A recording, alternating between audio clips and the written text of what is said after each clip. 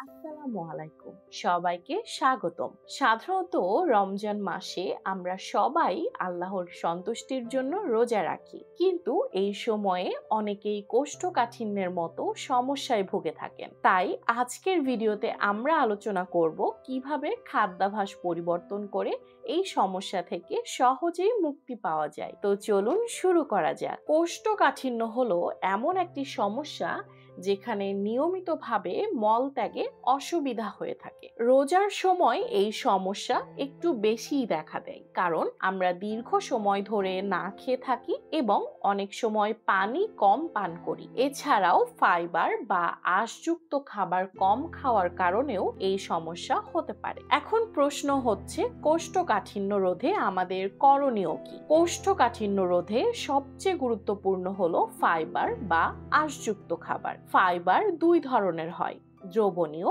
এবং অদ্রবণীয়। দুটি আমাদের হজম শক্তি উন্নত করে এবং মল নরম রাখতে সাহায্য করে। উদাহরণস্বরূপ, ফলের মধ্যে রয়েছে পেয়ারা, আপেল, নাশপাতি, কলা।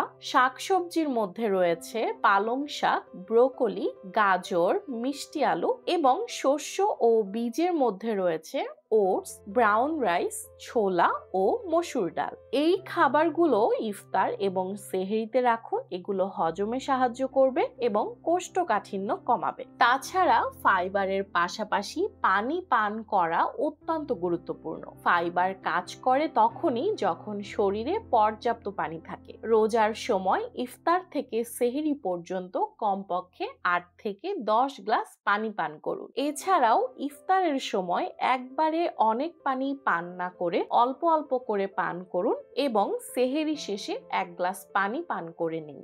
রোজার সময় কিছু সহজ পরিবর্তন আনলেই আপনি কোষ্ঠকাঠিন্য থেকে মুক্তি পেতে পারেন। যেমন, ইফতারে খেজুর দিয়ে ইফতার শুরু করুন। খেজুর ফাইবার সমৃদ্ধ এবং হজমে সাহায্য করে। ফলের জুস বা স্মুদি খান।